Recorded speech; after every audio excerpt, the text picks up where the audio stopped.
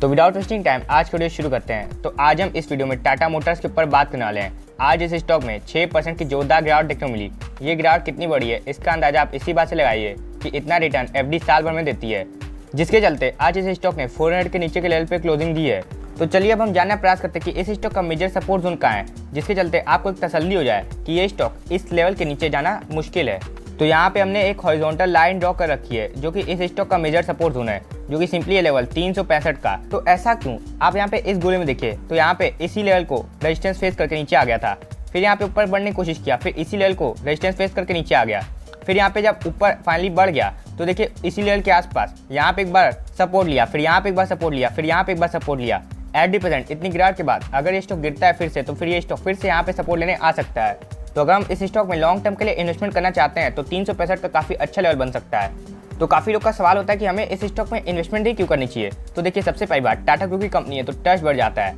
And second बात, EV में first mover का एडवांटेज इसी कंपनी के पास है। तो अगर आप ईवी के थीम में इन्वेस्ट करना चाहते हैं तो ईवी के थीम में 80% टाटा मोटर्स एक मार्केट लीडर कंपनी दिखाई दे रही है। अब ये नहीं पता कि आगे जाके ये कंपनी लीडर रहेगी कि नहीं, लेकिन हाँ 80% ये कंपनी लीडर दिख रही है। तो सबसे पहले हम जानने का प्रयास करते हैं कि ये कंपनी मूव कैसे करती है। तो देखिए यहाँ पे इतना बड़ा कंसोलिडेशन आया, उसके बाद क्या हुआ, एक डाउन मूव इतना बड़ा, उसके बाद क्या हुआ, इतना बड़ा एक अप मूव। अब देखते हैं हम आगे क्या हुआ। अब यहाँ पे देखिए एक कंसोलिडेशन, उसके बाद क्या हुआ, एक डाउन मूव, उसके बाद एक कंसोलिडेशन, उसके बाद फिर एक डाउन मूव, एंड उसके बाद जब फाइनली इसको तोड़ दिया तो फिर एक अप मूव। 80% देखते हैं क्या हो रहा है।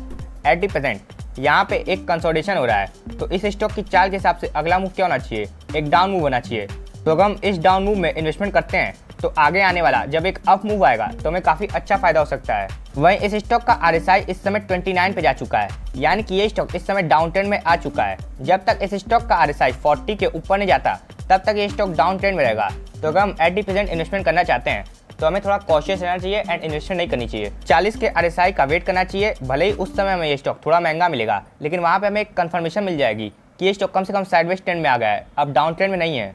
वहीं इस स्टॉक की मूविंग एवरेजेस देखें तो ये स्टॉक 80% अपने 50 day, 20 day, 100 day and 200 day चारों मूविंग एवरेज के नीचे आ चुका है। यानी कि लॉन्ग टर्म इन्वेस्टर्स जो काफ़ी दिन से इस स्टॉक में बाइंग करने का वेट कर रहे थे वो 80% इन्वेस्टमेंट करना शुरू कर सकते हैं, क्योंकि ये स्टॉक अपने चारों मूविंग एवरेज के नीचे है। तो यहाँ पे काफ़ी अच्छी बाइंग अपॉर्चुनिटी बन गई है लॉन्ग टर्म इन्वेस्टर्स के लिए जिनको इस कंपनी पे कन्विक्शन है।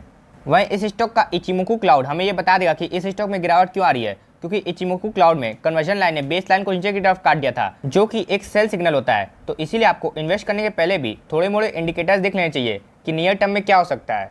वहीं इस स्टॉक की हिकनेस्टिक कैंडलस्टिक देखें जो कि हमें ग्रीड एंड फेयर का माहौल बताती है। तो देखिए यहाँ पे 3-4 रेड कैंडलस्टिक बनना शुरू हो चुकी है, यानी कि यहाँ पे फेयर का माहौल आना शुरू हो चुका है। तो अगर आप एक इंटेलिजेंट इन्वेस्टर हैं तो आपको इसी माहौल में इन्वेस्टमेंट करनी चाहिए, ना कि एक ग्रीड के माहौल में जिसका आपको ये फियर का माहौल काफ़ी दुख देता है। तो इसीलिए अगर आप फियर के माहौल में इन्वेस्टमेंट करते हैं तो आपको जब ग्रीड का माहौल आता है तो काफ़ी अच्छी मलाई मिल सकती है। तो 80% टाटा मोटर्स में जो लोग इन्वेस्ट करना चाहते थे उन लोग के लिए काफ़ी अच्छी बाइंग अपॉर्चुनिटी बन रही है। अगर मेरा पर्सनल ओपिनियन बात करें तो मैं 80% इस कंपनी में इन्वेस्टमेंट नहीं करता। ऐसा क्यों, क्या मुझे टाटा ग्रुप पर ट्रस्ट नहीं है? ऐसी कोई बात नहीं है। देखिए सबसे पहली बात, 80% ये कंपनी अभी भी एक लॉस मेकिंग कंपनी है, यानी कि ऊपर के लेवल पे अभी कुछ भी हो रहा हो लेकिन वो चीज़ अभी हमें इनके बैलेंस शीट या प्रॉफिट एंड लॉस स्टेटमेंट में नहीं दिख रही है। तो जब वो चीज़ हमें प्रॉफिट एंड लॉस स्टेटमेंट में भी देखना शुरू हो जाती तब हम इस कंपनी में इन्वेस्टमेंट करने आए सोचते, क्योंकि अभी तो टाटा मोटर्स एक मार्केट लीडर कंपनी है। लेकिन क्या आपको लगता है कि 5 साल बाद भी ऐसा होगा? क्या मारुति इस डोमेन में कुछ नहीं करेगी? अगर आपको ऐसा लगता है तो ठीक है, आप 80% इन्वेस्टमेंट करिए, लेकिन जब हमें 5 साल बाद ऐसा कुछ दिखने लगेगा तो हम 5 साल बाद इस कंपनी में इन्वेस्टमेंट कर देंगे। भले ही हमें उस समय ये स्टॉक 800 पे मिलेगा, लेकिन कम से कम मेरा रिस्क तो कम हो जाएगा कि हाँ अब टाटा मोटर्स एकदम वेल परफेक्ट लीडर कंपनी बन चुकी है। तो यहाँ से हमारा रिस्क डाउन साइड काफ़ी मिनिमम हो जाएगा एंड अपसाइड काफ़ी अनलिमिटेड हो जाएगा। अब मान लीजिए हम 400 के लेवल पे इन्वेस्टमेंट कर देते हैं, लेकिन यहाँ से दूसरी कंपनीज भी अपनी ईवी व्हीकल लॉन्च करना शुरू कर देती हैं, जिससे टाटा मोटर्स की मार्केट शेयर लूज होना शुरू हो जाती है। तो यहाँ से शेयर प्राइस में भी डाउनफॉल देखने को मिल सकता है।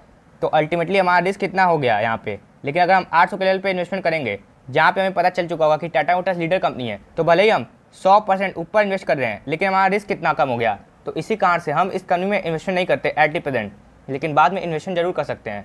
एंड अगर आप अपना portfolio free of cost review करना चाहते हैं तो आप डिस्क्रिप्शन एंड कमेंट में दी गई जीमेल आईडी पे हमें अपना पोर्टफोलियो भेज सकते हैं। हम आपका पोर्टफोलियो फ्री ऑफ कॉस्ट इसी चैनल पे रिव्यू कर देंगे एंड हम आपकी सिक्योरिटी का भी पूरा ध्यान रखेंगे। एंड अगर आपको ये वीडियो सच में इन्फॉर्मेटिव वीडियो लगा तो आप हमारे चैनल को सब्सक्राइब कर सकते हैं, लेकिन अगर आपको वीडियो इन्फॉर्मेटिव वीडियो नहीं लगा तो हमारे चैनल को सब्सक्राइब मत करिएगा। तो मिलते हैं नेक्स्ट वीडियो में, तब तक के लिए दिस वेदांत साइनिंग ऑफ।